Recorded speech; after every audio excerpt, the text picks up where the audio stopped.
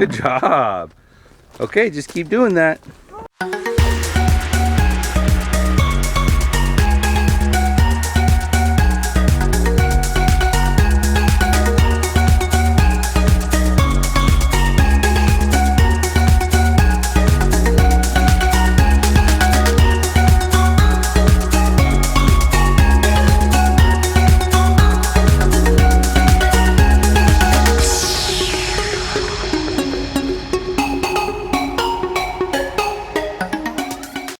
Alright, so welcome back to Boisterous Cock Farmstead.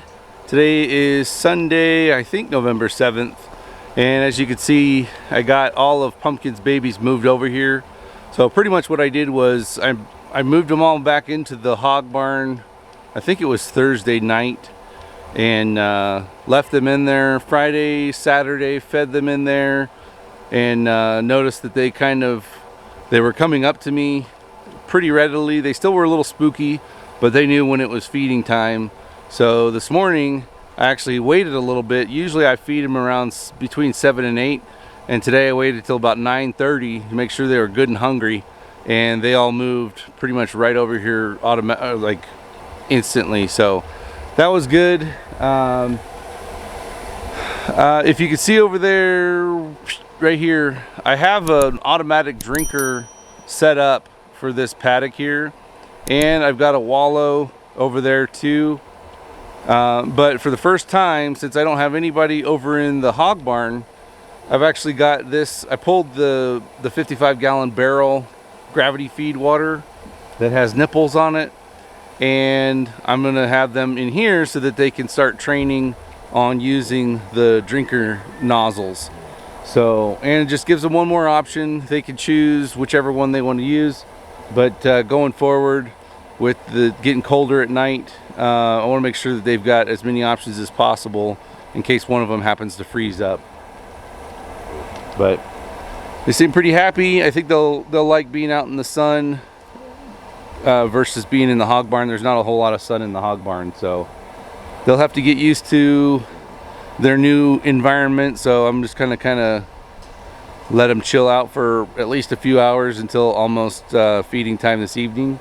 But now that they're in here, there's less room for them to move around for when I get in there and start spending some time with them, try to calm them down and get them used to being handled and being around people.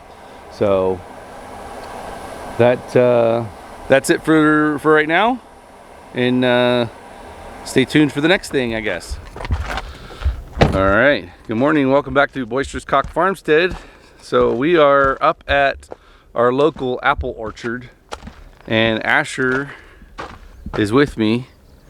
I know he's not in a car seat. It's just up a dirt road in a private driveway here. So we're gonna see how well he picks apples. You wanna get out? Need help? You got it? All right, there we go. Watch out. Put that in there. Put that back in there. Thank you. All right, let's get our buckets.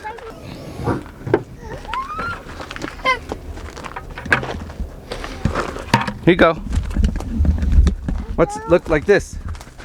Take like this. Apple. And put them in there. Okay. Why? Can you pick them up and put them in the bucket? Good job. Okay, just keep doing that. Apple.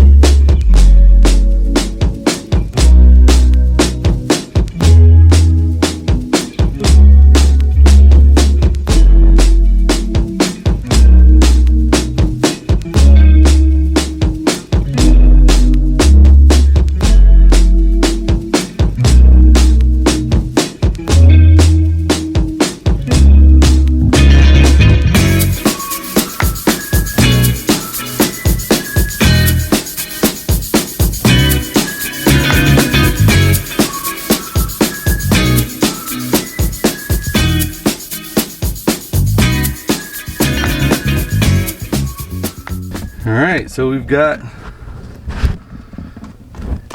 4 buckets of apples. Oh, we got one more.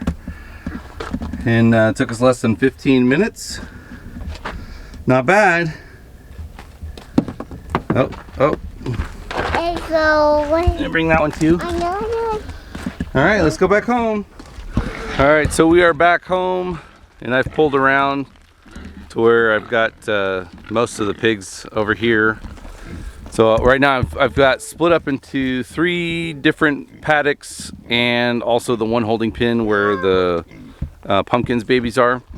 So what I'm gonna do is I'm gonna give these guys like 2.5 buckets. I'll give Tootsie and Pumpkin about a half a bucket. Careful. And then the boys, I'll give them almost a full bucket, and then I'll throw the babies just a few so that they can kind of test them out. They've never had apples before, so they may not even know how to eat them quite yet, but give them something to play with if nothing else. So we'll get started on that.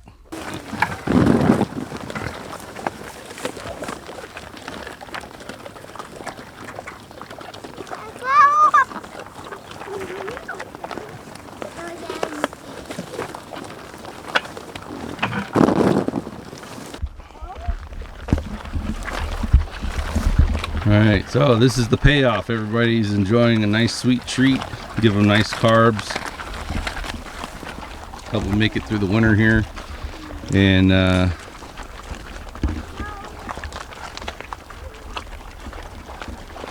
even those 2 girls out there, help them get some energy.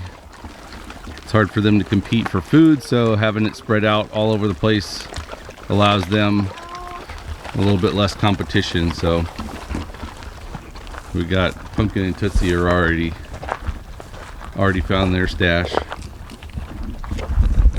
So we're gonna walk around.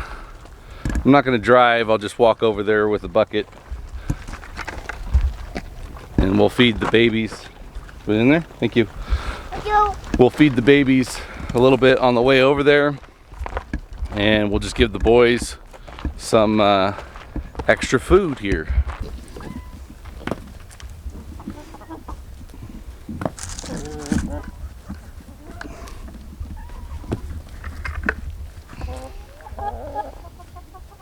Looks like they're trying to figure that out. Come over here, the boys are growling at me. They know what's going on.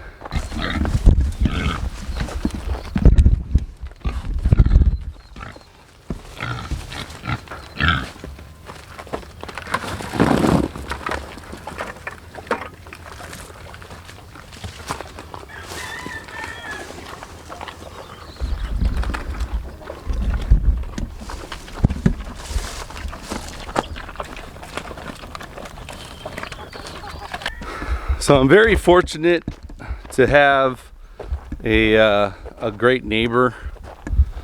The way that this actually started 4 years ago. I went up to their establishment and they host like a pancake breakfast on the weekend, and they kind of showcase their products and things like that. And I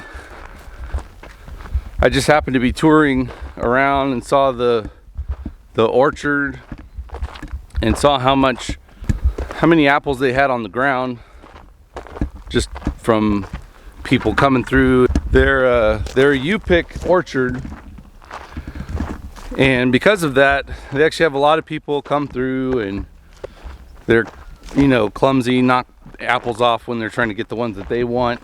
And people take a bite, taste the different varieties to decide which ones they want to pick for themselves and everything. And so they have a lot of apples on the ground from that, but they also have a lot of apples from windfall. And especially now, like, the season's over for them. Excuse me. Season's over for them. Asher, come here, buddy. Season's over for them in October at the end of at Halloween.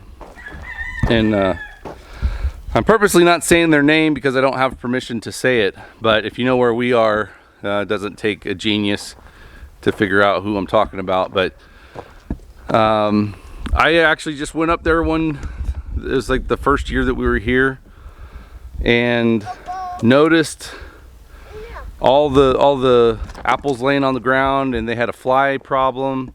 They had all kinds of traps, like fly traps and things like that, hanging on the trees. And I just went up with I've got a history in sales, and I went up and asked somebody if I could talk to the owner, if they were around. And in talking to the owner, I just introduced myself, first as a neighbor, and asked him what they do with all the apples that are on the ground. And he explained to me that legally he can't do anything, so it's a lost product for him as soon as it hits the ground, regardless of what kind of condition it's in.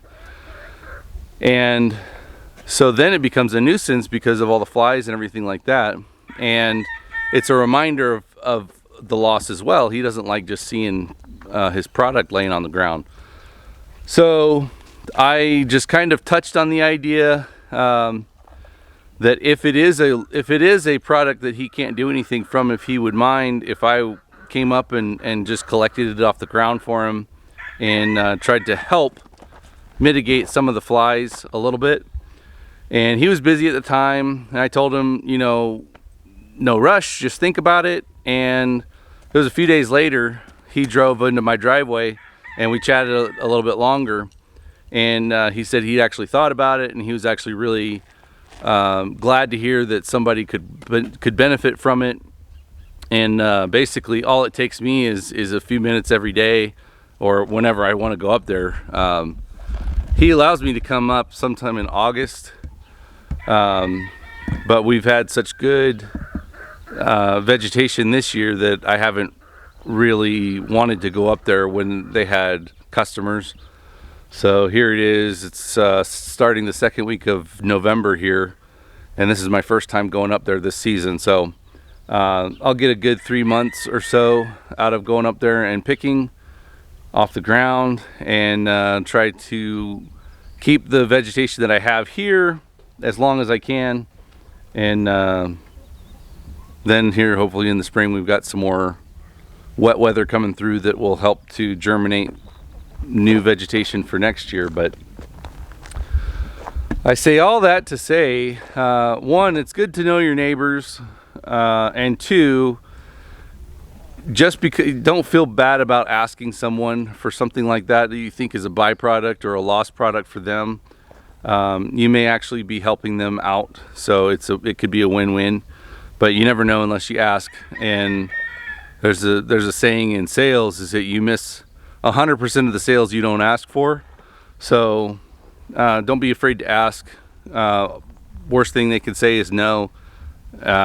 If they think poorly of you because you asked, that's not a reflection of you. I would say it's probably more a reflection of the other person. But anyway, just my 2 cents. If you have somebody in your area that you think you might be able to ask something from, feel free to ask. Like I've said before, I've got a horse farm up the road that here this winter I'm going to go up and take some of their excess manure off their hands that's just all piling up.